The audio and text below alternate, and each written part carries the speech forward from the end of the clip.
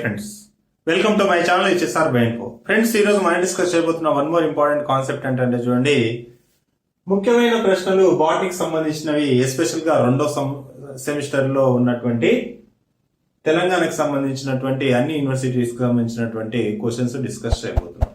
Okay, ఈ యొక్క questions అని కనుక మీరు కనుక జస్ట్ ఫాలో అయినారంటే ఖచ్చితంగా మనకు వచ్చే క్వశ్చన్ పేపర్ల నుండి 60 నుండి 80-90% వరకు క్వశ్చన్స్ అనేటివి నేను ఇచ్చిన లిస్ట్ లో నుండి కవర్ అయ్యే ఛాయిస్ ఉంది. కొన్నిసార్లు 100% కూడా కవర్ అయ్యే ఛాయిస్ అనేది ఉంటుంది. ఓకే, నా ఛానల్లో ఇవే కాకుండా చాలా వరకు జాలజీ క్వశ్చన్స్, తర్వాత వెరీ ఇంపార్టెంట్ క్వశ్చన్స్ ఆఫ్ మిగతా సబ్జెక్టులు కూడా అప్లోడ్ చేయడం జరిగింది. మీరు కనుక మీకు కనుక యూజ్ అవుతే మీ ఫ్రెండ్స్ కూడా ఒకసారి నా ఛానల్ ని షేర్ చేస్తే వాళ్ళు కూడా బెనిఫిట్ పొందుతారు. ఇంకా లేట్ చేయకుండా మన కాన్సెప్ట్ లోకి వెళ్ళిపోదాం. ఇప్పుడు చూడండి, మనకు మొత్తం 4 యూనిట్లు ఉంటాయి. 4 యూనిట్ల నుండి మనకు లాంగ్ ఆన్సర్ క్వశ్చన్స్ వస్తారు, షార్ట్ ఆన్సర్స్ రాయాల్సి ఉంటుంది. ఓకే, లాంగ్ ఆన్సర్స్ అయితే ఒక్కొక్క టైంలో ఒక్కొక్క రకమైన ప్యాటర్న్ ఇచ్చున్నాడు. జనరల్ గా అయితే 12 మార్క్స్ క్వశ్చన్ ఉంటుంది, తర్వాత 4 మార్క్స్ క్వశ్చన్స్ ఉంటాయి. ఓకే, బేస్డ్ ఆన్ ఇంకా డిఫరెంట్ యూనివర్సిటీ డిఫరెన్స్ ఉంటుంది, బట్ సిలబస్ మాత్రం సేమ్ గా ఉంటుంది. కాబట్టి సిలబస్ లో నుండి ఇంపార్టెంట్ క్వశ్చన్స్ అనేది పిక్ చేయడం జరిగింది. ఏంటి ఆ క్వశ్చన్స్ ఒకసారి చూడండి. ఫస్ట్ నుండి మనకు 4 యూనిట్లలో ఫస్ట్ యూనిట్ వచ్చేసి విపరీత బీజాల్లో ప్రత్యుత్పత్తి, కొద్దిగా ఇంపార్టెంట్. ఏ విధంగా విపరీత బీజాల్లో ప్రత్యుత్పత్తి జరుగుతుందనేది లాంగ్ ఆన్సర్ క్వశ్చన్ గా అడుగుతాడు. తర్వాత రెండవ క్వశ్చన్ వచ్చేసి విపరీత బీజాల్లో ఆర్థిక ప్రాముఖ్యత, వాటి యొక్క ఏ విధంగా ఆర్థిక ప్రాముఖ్యత ఉంది అనేది కొద్దిగా చదువుకొని పోవాల్సిన అవసరం ఉంటుంది. తర్వాత ఫైనాన్స్ లో ప్రత్యుత్పత్తి లేదంటే దాని యొక్క జీవిత చక్రం లేదంటే జీవ చక్రం అని అంటారు. ఇది కనుక వచ్చిందంటే డెఫినెట్ గా మనకు లాంగ్ ఆన్సర్ క్వశ్చన్ గా వచ్చే ఛాయిస్ ఉంది. తర్వాత వెరీ ఇంపార్టెంట్, శిలాజాలు ఏర్పడే విధానం, ఏ విధంగా శిలాజాలు ఏర్పడతాయి, తర్వాత ఎన్ని రకాలైనటువంటి శిలాజాలు ఉన్నాయి అనే దాన్ని ఒక లాంగ్ ఆన్సర్ క్వశ్చన్ గా మనం ఎక్స్పెక్ట్ చేయొచ్చు. తర్వాత చూడండి, శిలాజాల యొక్క ఆర్థిక ప్రాముఖ్యత, ఇది కూడా లాంగ్ ఆన్సర్ క్వశ్చన్. ఇవన్నీ కూడా మాక్సిమం నేను ఇచ్చిన లిస్ట్ అన్ని కూడా లాంగ్ ఆన్సర్ క్వశ్చన్స్. ఓకే, తర్వాత చూడండి, రెండో యూనిట్ లో కనుక మనం అబ్జర్వ్ చేస్తే ఫస్ట్ క్వశ్చన్ బెంథమ్ హుకర్ మరియు యంగ్లర్ ప్రాంటల్ యొక్క వర్గీకరణ, వాటి మధ్య ఉన్నటువంటి తేడాలు.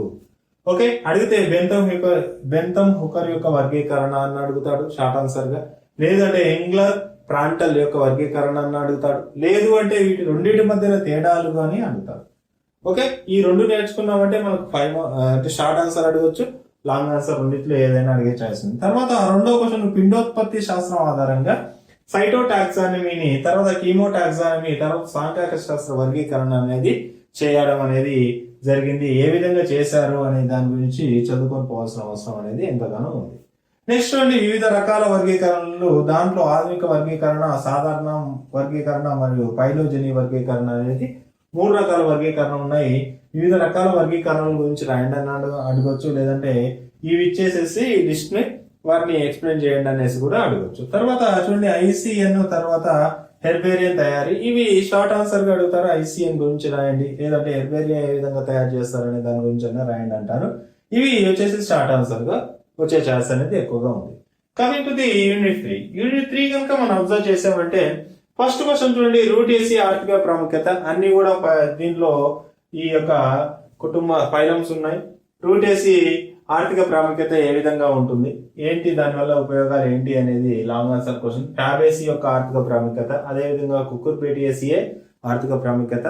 ఈ యొక్క ఆర్థిక ప్రాముఖ్యతలు ఒకసారి చూసుకొని పోతే ఖచ్చితంగా ఈ మూడింటిలో నుంచి ఒక క్వశ్చన్ అనేది డ్యామ్ షూర్ గా పడుతుంది. తర్వాత చూడండి, నెక్స్ట్ ఇక్కడ 3 ఉన్నాయి. ఆర్కిడేసి యొక్క లక్షణాలు మరియు వాటి యొక్క ఆర్థిక ప్రాముఖ్యత, ఇది లాంగ్ ఆన్సర్ క్వశ్చన్. తర్వాత ఫోయేసి యొక్క లక్షణాలు మరియు వాటి యొక్క ఆర్థిక ప్రాముఖ్యత గురించి long answer question. Zingiberaceae, nothing but అల్లం ఉంటుంది కదా, దాని గురించి అల్లం ఇంకా రిమైనింగ్ కూడా ఉంటాయి, వాటి యొక్క లక్షణాలు ఏ విధంగా ఉంటాయి, వాటి వల్ల ఉపయోగాలు ఏంటి. ఇవి యాక్చువల్గా ఏంటంటే మనకు 3వ యూనిట్ లో ఉన్నటువంటి 6 ఇంపార్టెంట్ క్వశ్చన్స్. ఈ యూనిట్ లో మాత్రం కొద్దిగా ఎక్కువ చదువుకోవాలి. ఇవే కాదు, చాలా ఇచ్చినారు, చాలా వాటిలో ఇవి కొద్దిగా ఇంపార్టెంట్ కాబట్టి నేను పిక్ చేశాను. ఓకే, వీటి నుంచే రిపిటేషన్ ఎక్కువ అయింది కాబట్టి ఇవి కొద్దిగా చదువుకొని పోవాల్సిన అవసరం ఎంతగానో ఉంది. ఇప్పుడు చూడండి, 4వ యూనిట్ కన్నా మనం అబ్జర్వ్ చేస్తే మొక్కలలో ఆవరణ వ్యవస్థ, వాటి యొక్క అనుక్రమణ ఏ విధంగా జరుగుతుంది అనేది లాంగ్ ఆన్సర్ క్వశ్చన్ గా చాలా సార్లు అడుగుతున్నాడు కాబట్టి ఇది కొద్దిగా ఇంపార్టెంట్.